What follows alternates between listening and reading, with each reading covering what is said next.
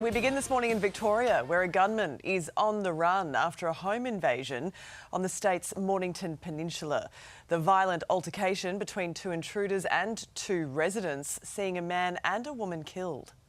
We are very concerned. We don't know if there is a firearm still outstanding. Let's go live to Isabella Stashkowski is at the scene now in Rye. Isa, you've spoken to police? David and Sylvia, good morning to you. I have, and they say that they are still searching for this man. It's possible he is still armed and dangerous. This all unfolded here on Parsons Street in Rye on the Mornington Peninsula. This is a popular spot for holiday makers, a little over an hour out of Melbourne. It all happened around 4 a.m. and it is believed that this is a botched home invasion. A man and a woman who were themselves armed went inside this property, demanding cash and keys from the couple who were sleeping inside. The man who was in bed grabbed his shotgun, firing at that female intruder, killing her. The man who had also trespassed and broken into that property, he had a rifle and he returned fire at that man in bed, shooting him several times. Homicide detectives are now looking at whether drugs could have been involved, but they are assuring the public that this duo was very much focused on this property. I do understand how distressing this is, but what we can say, we believe that they were known to each other, all the parties, and that it was targeted. David and Sylvia, it is understood the woman who was staying at this property, she actually hid inside a cupboard and made a very panicked phone call to police. There's little known about this gunman. No description has been released of him as of yet, but police are asking anyone who may know something, some information, to please come forward. All right, thanks for that, Isa. The homicide squad has been called in after a man was killed during an assault in Melbourne's southwest. The victim was found with life-threatening injuries in Werribee around 7 o'clock last night before he later died in hospital. A 55-year-old man has been arrested and will be questioned by police today. Police have made the largest cocaine drug bust in Australian history, uncovering a haul worth $760 billion off the coast of Queensland. Live to Today Queensland reporter Andrea Crothers. Andrea, 13 people have now been arrested. Yeah, Jane, and it's alleged one of those is a 35-year-old man who is the vice president of the Brisbane chapter of the Comanchero bikie gang. All 13 accused of being behind a massive cocaine haul, 2.3 tonnes, all the way from South America, equivalent to 11.7 million individual street deals. So police are saying this is an absolutely massive haul. Now, they are alleging that this boat came from South America, was 460 kilometres, the mothership, off the coast of Bundaberg in international waters. But it was the vessel being used to allegedly move it to the coastline, which is where they made their intercept, because they say that this fishing vessel broke down and that is when they seized their opportunity to pounce, arresting 13 people, both off the coast of Gari as well as on land near fast food restaurants at the boat, waiting for the boat to come in.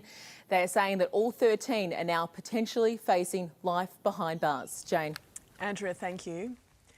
The prime suspect in Melbourne's Easy Street double murders is currently on his way back to Australia. Perry Kurrumblis was transferred from a maximum security prison in Rome and onto a plane bound for Doha, escorted by Victorian homicide detectives. When he lands in Melbourne, he'll be formally questioned over the murders of Susan Bartlett and Suzanne Armstrong 47 years ago. There are fears of looming strike action at airports around the country over the busy Christmas period as 1,000 baggage handlers take industrial action over pay and conditions. They haven't yet announced a date and will meet with company Donata again in the week. But if those talks fail, the Transport Workers Union says there will be disruption. A Gold Coast teenager is fighting for life this morning after crashing into a van on his e-scooter. The young boy was riding on the road in Paradise Point around 3:30 yesterday and suffered injuries to his head and chest. He was taken to Gold Coast University Hospital in a life-threatening condition. 2 people have been rescued after escaping this boat fire off one of Western Australia's most iconic beaches.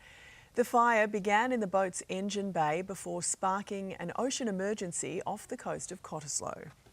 We have 2 persons on board that are currently have evacuated off the vessel. Search operations underway.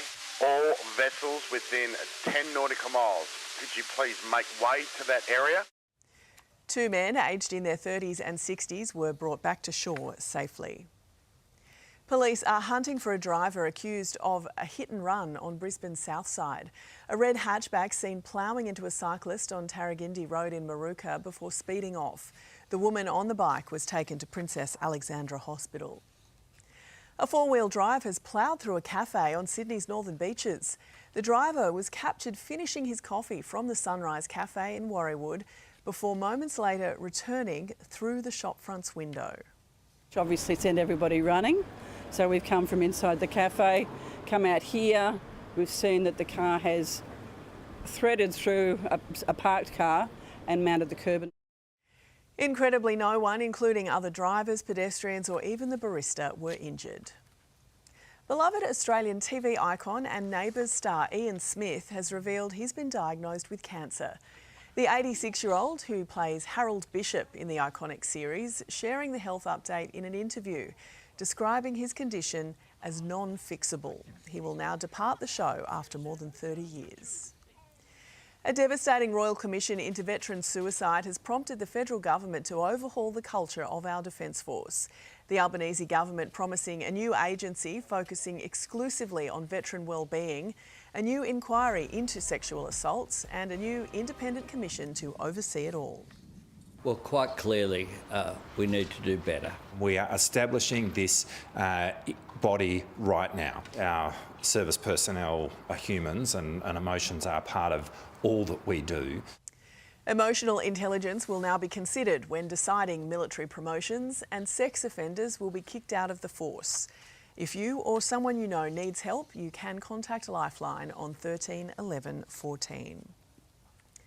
Relief could be on the horizon for the country's housing crisis, with the federal government adding tradies to the critical migration skills list. Live to Today Federal Politics reporter Liz Daniels in Canberra. Liz, builders could have their visas fast-tracked. That's right, Jane. Specifically, home builders. Key tradies like bricklayers and plumbers expected to be added to a core migration scheme as part of an overhauled 3-tier system that would allow them an easier pathway to come to Australia to help fill our construction worker shortage. Business groups, including master builders, have been lobbying for tradies to be fast-tracked to Australia, with as many as 500,000 extra workers needed to reach Labor's target of building 1.2 million new homes by the end of the decade. But while yoga instructors and martial arts coaches were given the green light on this new core list to be created by the government, key trades had been controversially left off. Our colleagues at the Financial Review this morning reporting that list will now be altered in the coming days. This, Jane, is a list that will help to fill jobs where at the moment there are no workers available locally. OK, Liz, thank you.